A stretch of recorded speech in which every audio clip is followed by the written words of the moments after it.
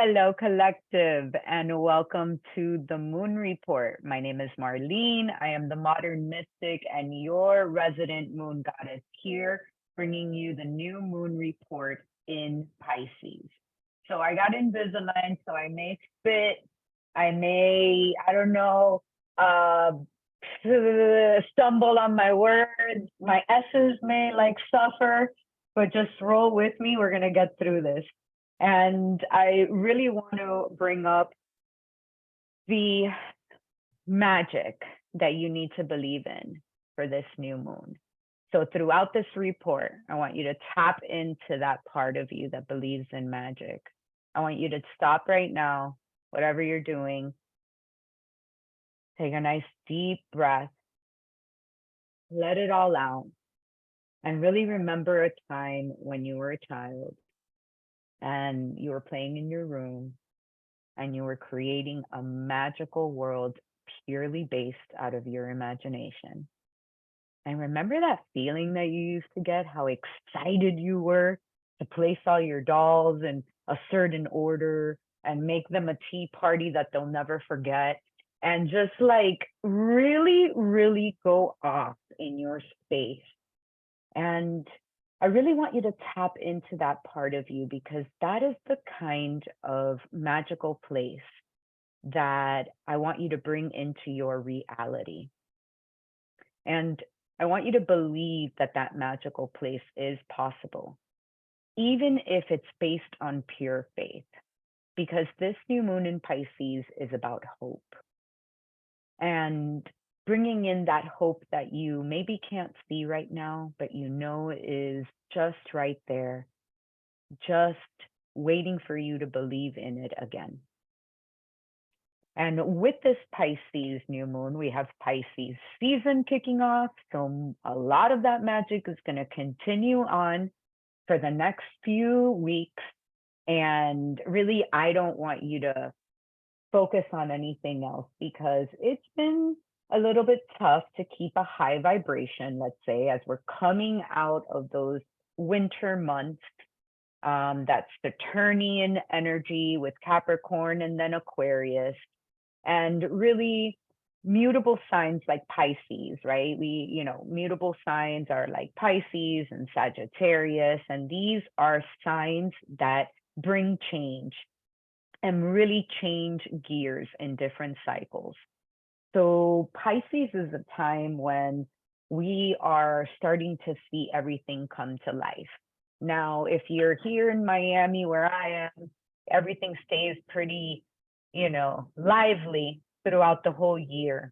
But if you're living, somewhere else where it's winter right now and you're maybe covered in snow, or you're really seeing the changes of the season physically around you, it's a little bit easier to tap into this coming to life energy.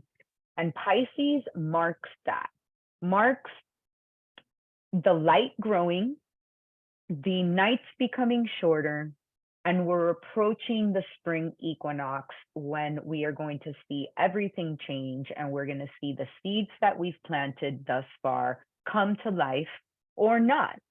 And really, it's a time of hope because of that, because things are changing and the energy is revitalizing and really, coming into Aries. That is the astrological new year, right? Is when spring is here and we're seeing everything bloom.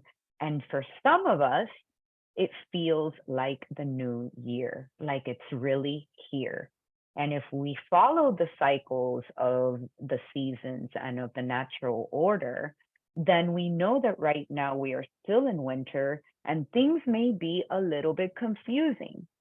We may have, wanted to set some intentions for 2023, but we're still messing up and we're still not committing to those intentions, or quote unquote, right, messing up. But really, I want you to look at a higher perspective. And if we were in alignment with what the themes of winter are, then we know that clarity is coming, but it's probably not here yet for some of us. Pisces is disorienting. Pisces is wandering. Pisces doesn't know what it really wants. It dreams, it's boundless. Details get lost with Pisces, you know? And really, daydreaming is the magic of Pisces. So if you are finding yourself daydreaming, if you are finding yourself really dreaming strongly while you're sleeping, you know, you are tapping into the magic of Pisces without even knowing it, because that is where the expansion comes with Pisces. And here is where, when you're daydreaming, believe it or not, you're setting spells out into the universe. And I heard an astrologist call this moon, what is it? Oh, this is more of a make-a-wish moon. So, you know, new moons are about new beginnings and bringing in new intentions for the new moon cycle. This one's more like make a wish and let it go. Don't put so many details. Don't really focus on that, you know, because we are in a time where we probably can't even verbalize some of the things that we're feeling and some of the things that we want to put into action. But there's good news, because at the moment where this new moon happened, it had a conjunction with Saturn in Aquarius. Now, Saturn is in 29 degrees Aquarius, and then this new moon is in a 1 degree of Pisces. So it is a conjunction, a meeting of the planets that happens in 2 different signs. So it does take the power away from the conjunction a little bit, but there has been so much Saturn energy, and Saturn has been such a major player lately that I find this conjunction to be really grounding for this Pisces energy. And what Saturn is doing is bringing order and structure to our wishes, to all the things that are Piscean, our dreams, our wishes, the things that we imagine. And it's really bringing structure and order to those things. So I really love that Saturn is here, because we really get to ground those things. We really get to anchor them into the earth and really set that wish upon a star. Like if you guys are doing a ceremony tonight or any kind of ritual, really stop and do a similar visualization as I kind of took you on when we first began the report, and really tap into that childlike energy. And from that joy, from that childlike wonder, wish upon a star. You can do that by declaring it. You can write it on a paper. You can get creative. But I think that that is the best way to honor this moon and the best way to set your new intentions forward. Now, I wanted to talk about the shadow aspect of Pisces as well, because it's important to bring up, because, for example, my partner wasn't feeling very well this morning and yesterday, feeling kind of sad, feeling kind of down. And it isn't unusual for Pisces energy to bring a little bit of sadness, because it is such an emotional and watery sign. And since it is boundless, it's a little hard to grab your center when you're feeling out of sorts, when you're feeling a little depressed, when you're feeling a little sad. And, you know, Pisces rules mental illnesses, psychiatric wards, vices, alcoholism, drug addiction, prisons. It has a shadow side that could get really dark really fast. So if you are in that space right now and you're listening to me talk about dreams and wishes, and you're thinking, what the hell is she talking about? I feel like shit. Well, just know that this energy could bring some of that in, but it is through your higher perspective that you begin to dig your way out. So I invite you to call that friend that always lifts you, or connect with a an author or a someone on a podcast that inspires you, or read like a children's book or watch a children's movie like Harry Potter or something like that, so that you can connect to that fantasy and that part of your imagination that still has hope in something more magical and something more amazing. There was a really beautiful conjunction that happened right before this new moon, which was the Neptune Venus conjunction. And it happened right before Venus went from Pisces into Aries, 0 degree Aries. And it's such a beautiful conjunction because some astrologers call Neptune like the higher vibration of Venus.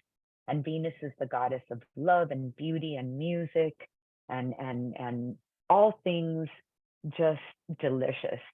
And I want to invite you to connect with that energy if you are feeling kind of low. Take not your vibration, but your perspective a little higher. Rise above and see things from a greater vision if you can. And if you can't, like I mentioned, call somebody that can help you and support you moving through that. Call somebody in the collective. This is a beautiful space to really reach into and lean into, because there's so much unconditional love that is really, you know, um, part of the weaving of this community. It was built on unconditional love, and it continues to push out unconditional love.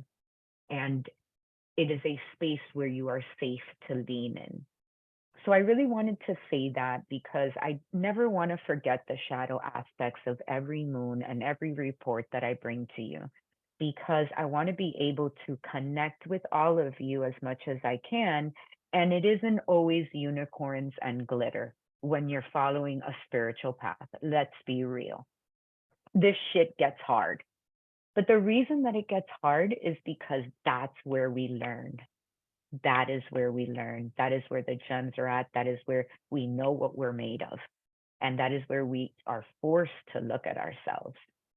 So if you're feeling in that emotional space, just know that as the light increases and as we go deeper into Pisces season, if you can connect to that dreamy place and that place in your imagination that if money wasn't a freaking object, if details didn't matter, and if you can create anything you freaking wanted on this planet, what would it be? And I want you to take out all those things that I just mentioned out of the equation as much as you can.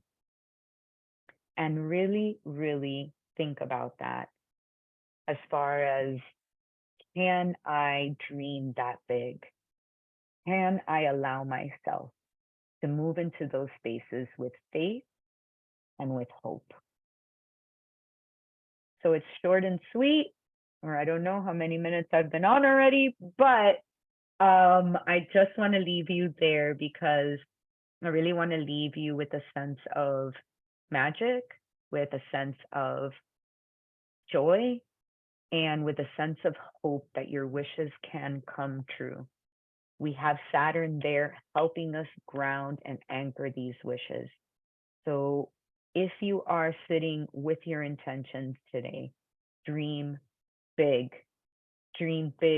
boundless, and just absolutely freaking magical. Mwah. I love you so much. I'm here to support. Reach out if you need anything. And till the full moon, I will see you then.